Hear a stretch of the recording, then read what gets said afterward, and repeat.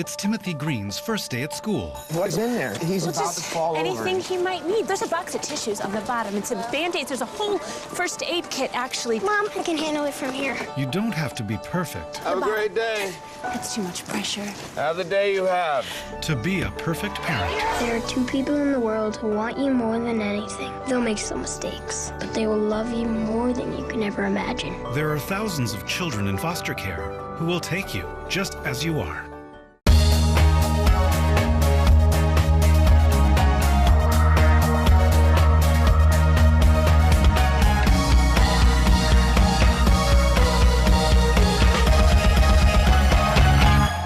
Welcome to this edition of Lancaster Perspective. I'm Mike Miller, and my special guest today, Brian Kuhn, the treasurer for Fairfield County. Welcome, Brian.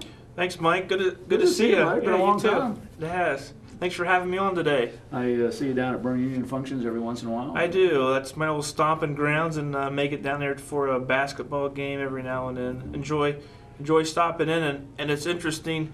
Let's see. I probably graduated like 30 years ago, and there's some of the same people up in the crowds that were when I was playing ball. Well, it's interesting because I coach girls volleyball and junior high basketball down there, but when they introduced me to people, oh, this is my mom, whose sister's aunt, nephew, Right. and you know everybody after a while. Yeah, but, that's true. yeah, it's good having you here. It really Yeah, is. thanks. We used co-workers together for We did. time out at South Central Power, and now we're working for the government. We are.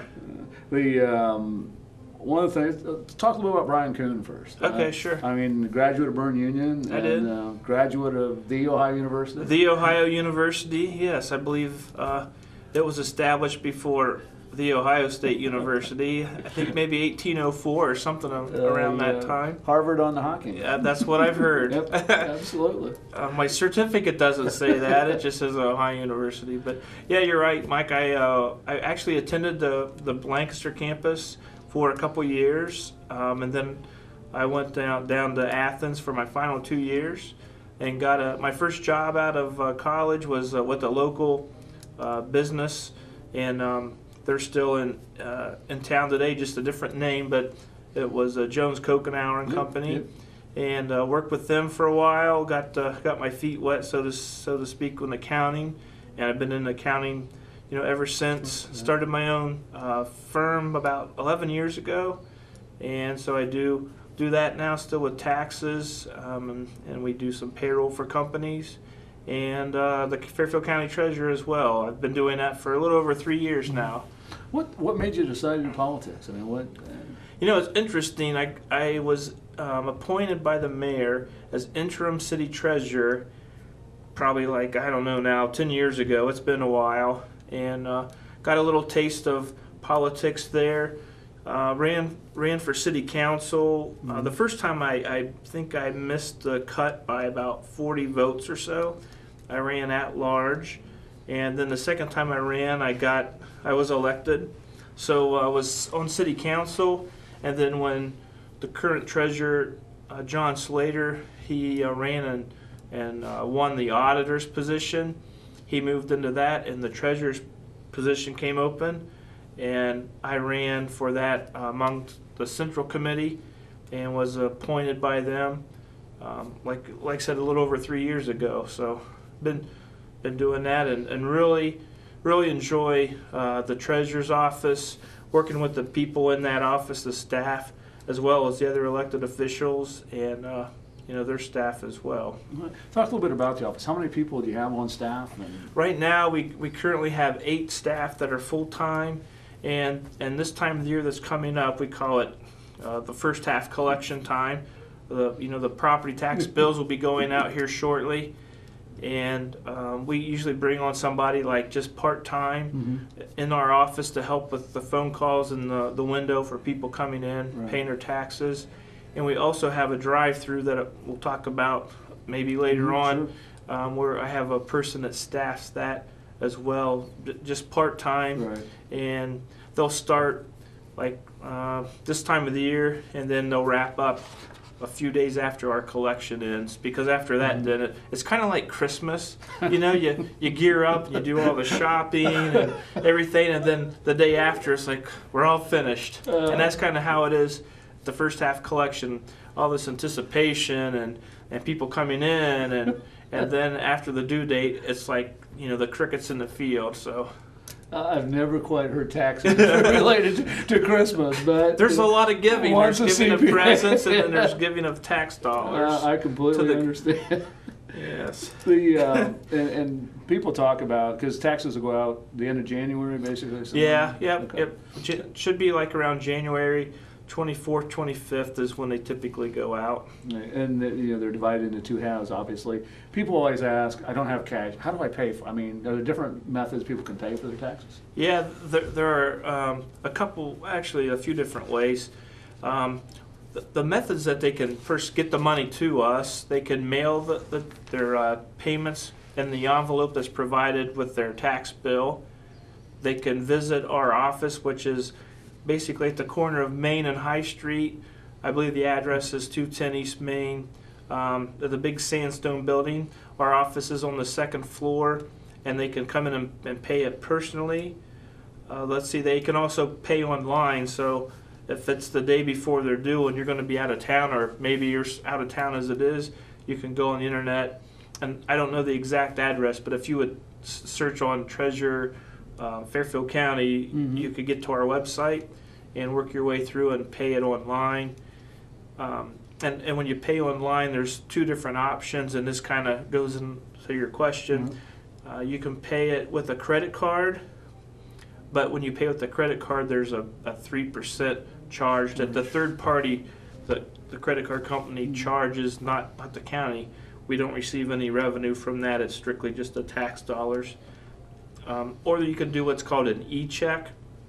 So you put in your checking account information, and for the cost of $3, it'll be deposited into to our account on your behalf. No. Sorry, there was one other way I want to tell you. Then the drive-thru is a way that you can make payment. And the drive-thru is on Chestnut Street. It's right across the street from Eagle Gazette.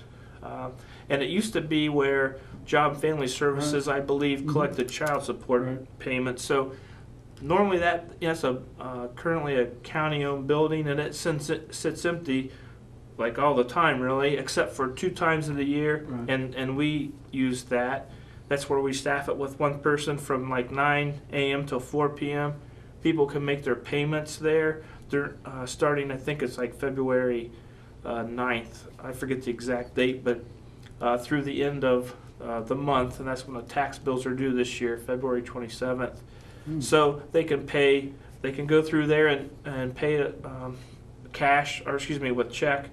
And the nice thing about that drive-through, what we've heard from people, and you might experience this, trying to find a parking place sometime can be difficult around the courthouse especially.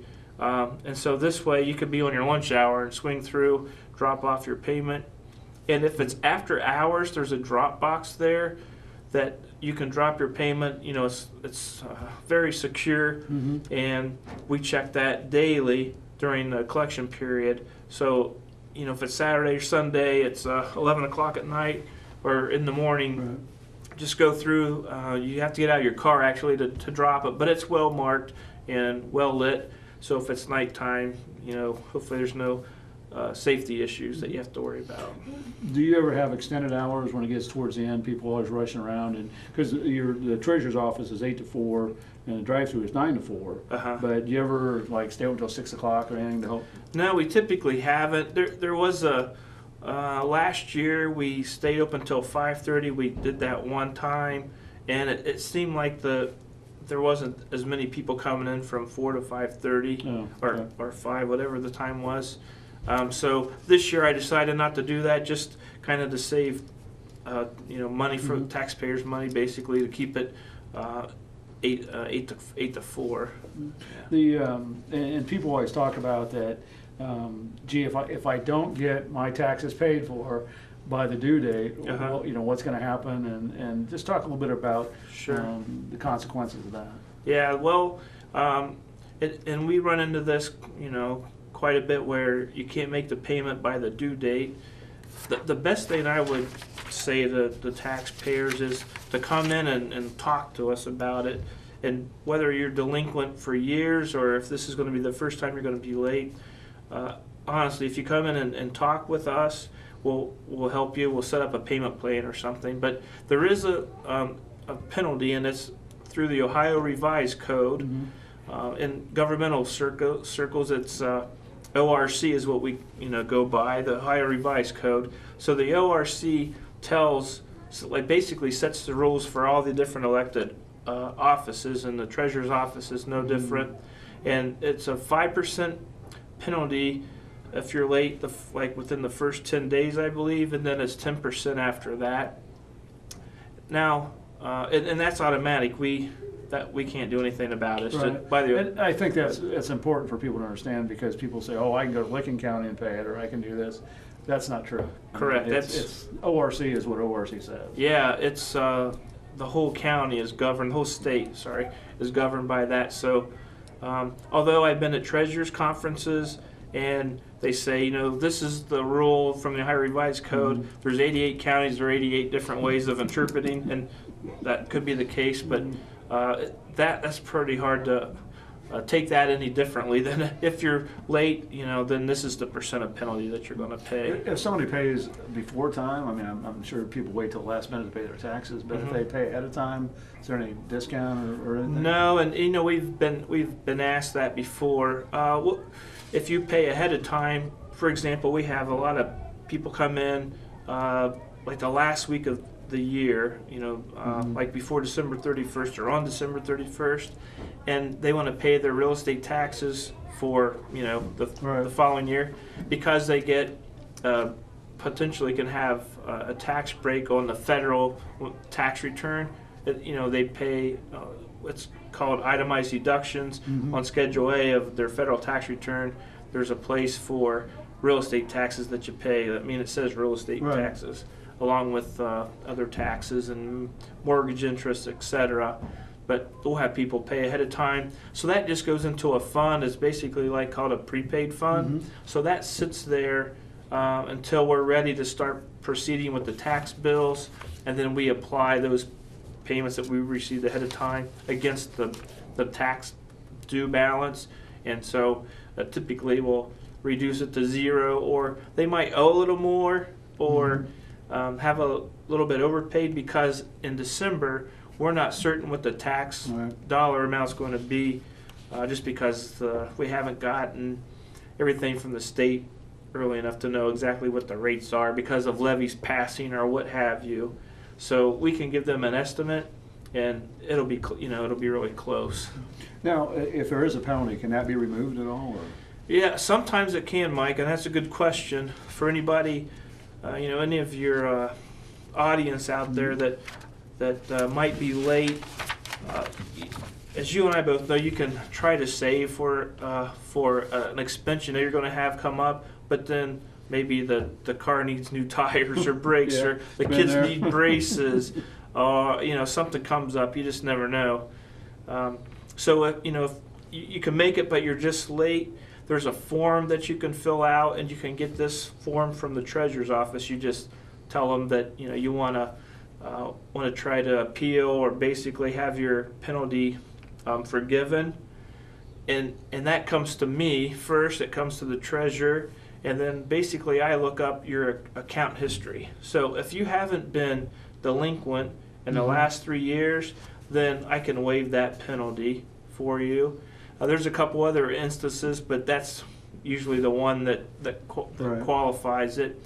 And then once I have filled out the form, I take it down to the auditor's office, and somebody on the auditor's staff basically checks my work to say, yeah, they should receive this, a waiver of the penalty, or no, they shouldn't because they were late last year. So it's just kind of like a self, we try to self-check ourselves, or cross-check, I guess, not self-check, to see whether that's approved, and then the letter will go out saying that it was approved or not. So there is a chance that it could be.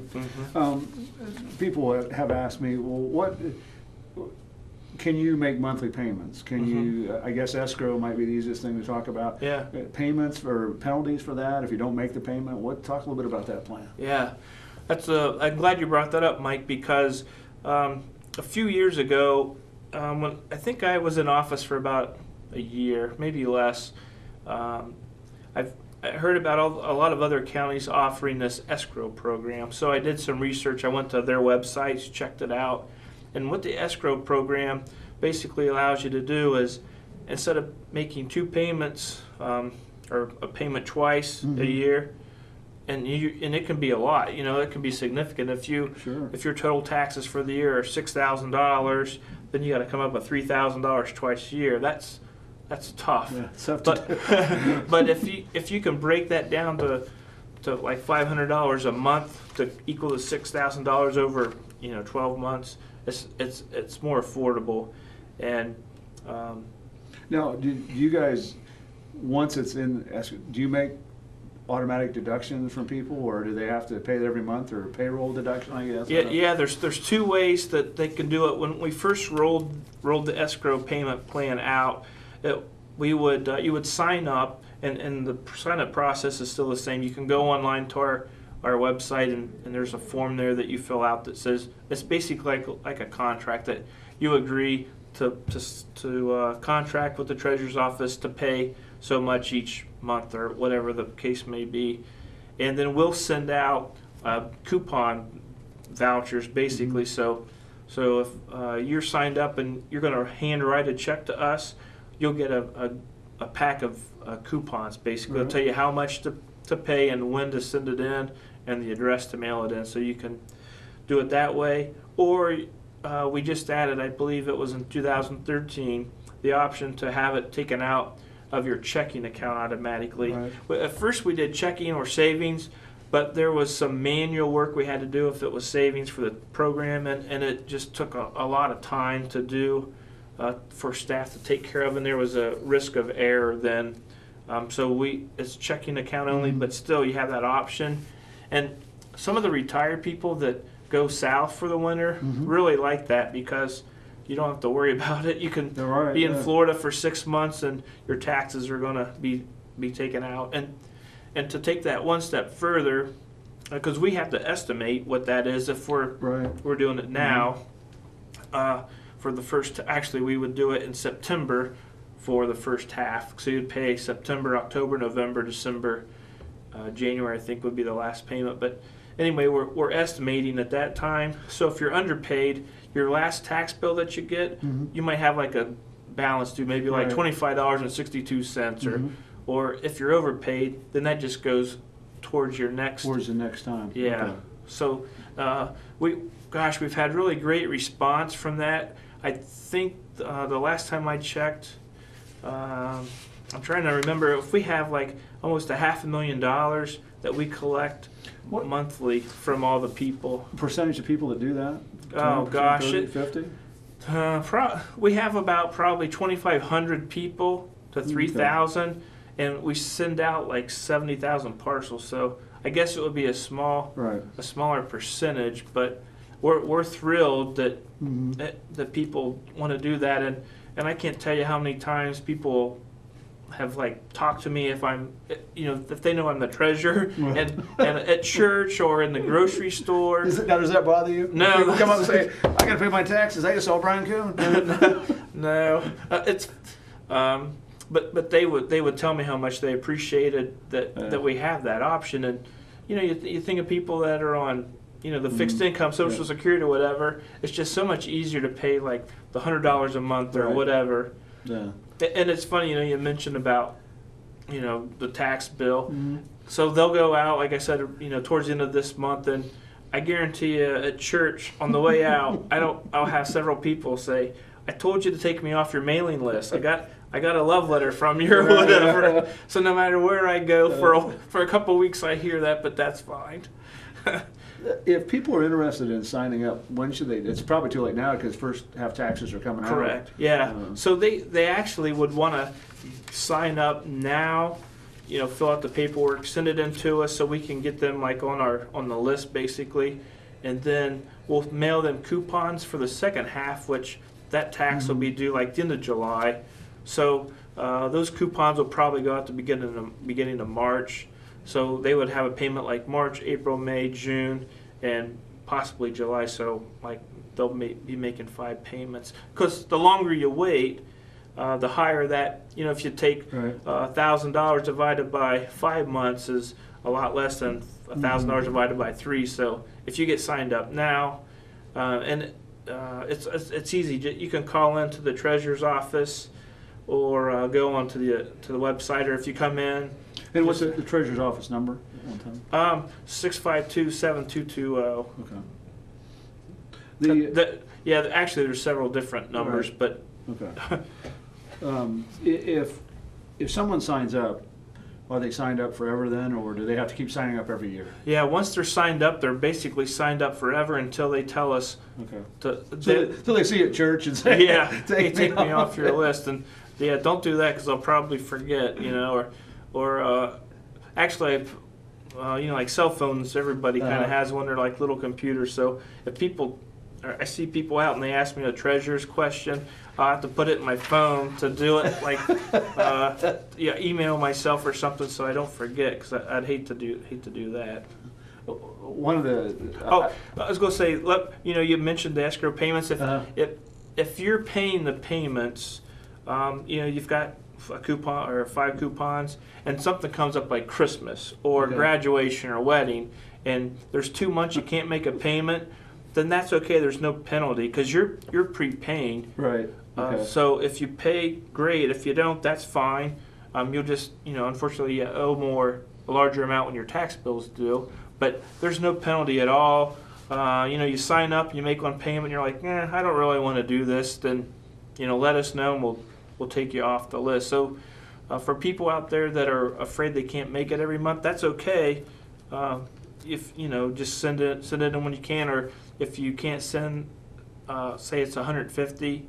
And you can only send in 75, well, that's fine. At least you're making headway towards what you're going to owe, February 27th or in July. What happens, because a gentleman asked me this, what happens if somebody says, I'm not paying my taxes?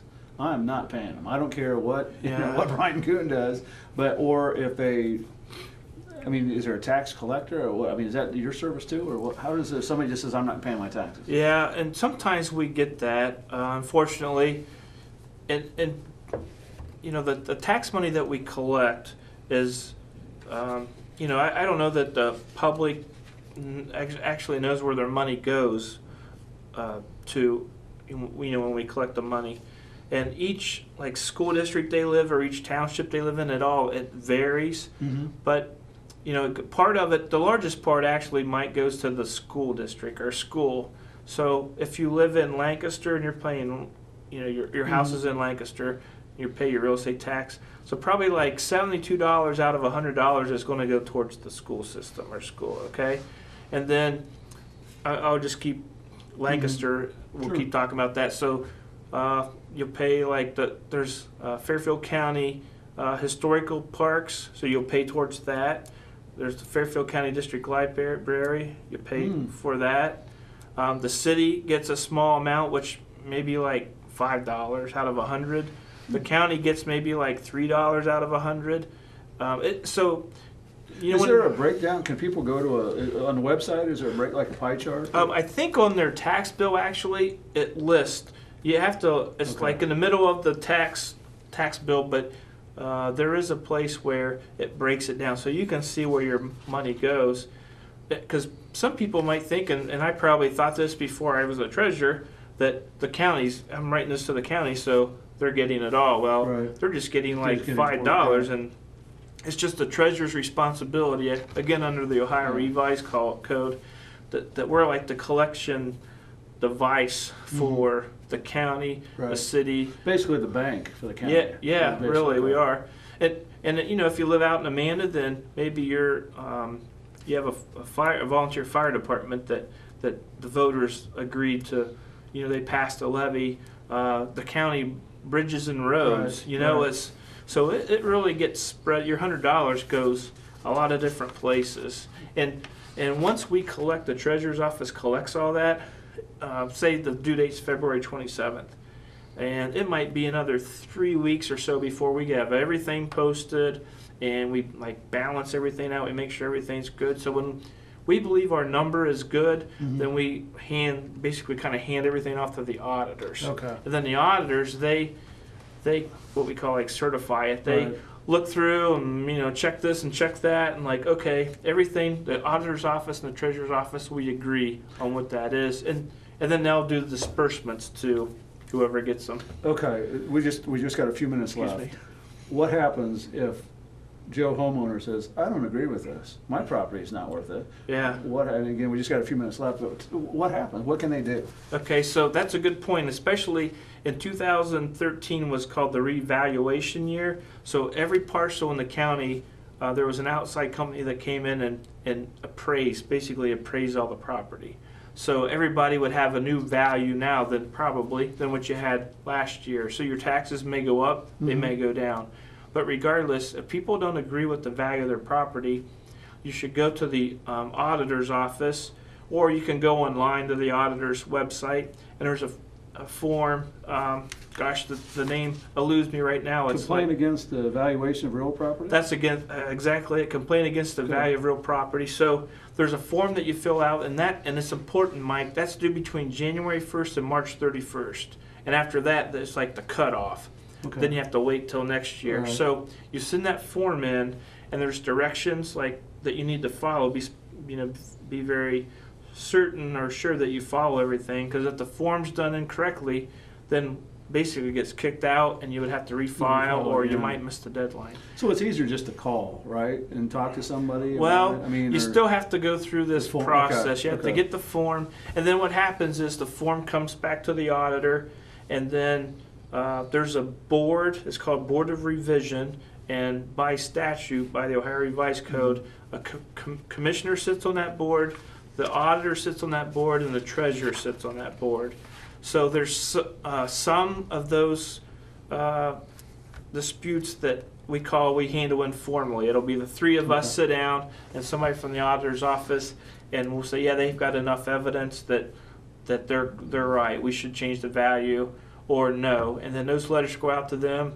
And of course, if we say you're right, then you're Right. good. You're good. And if you don't, you're like, well, I still don't agree. So you come back to the auditor's office, and then there's a formal hearing.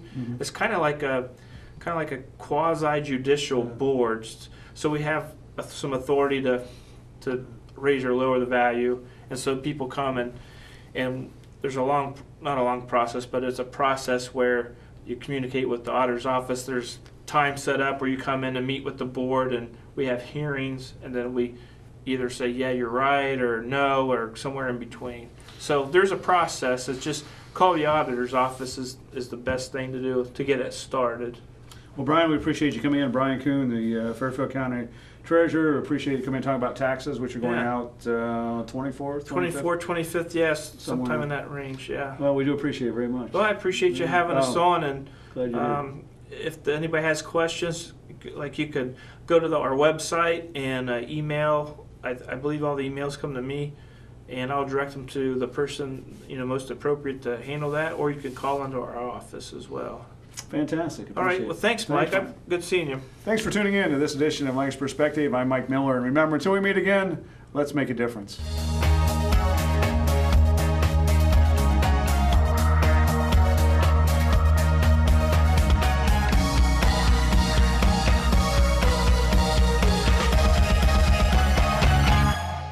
Hey guys, thanks for coming. Are we in trouble? No, you're not in trouble. I just want to set some ground rules. Like what? Well, remember last week when you hit Vinny in the head with the shovel?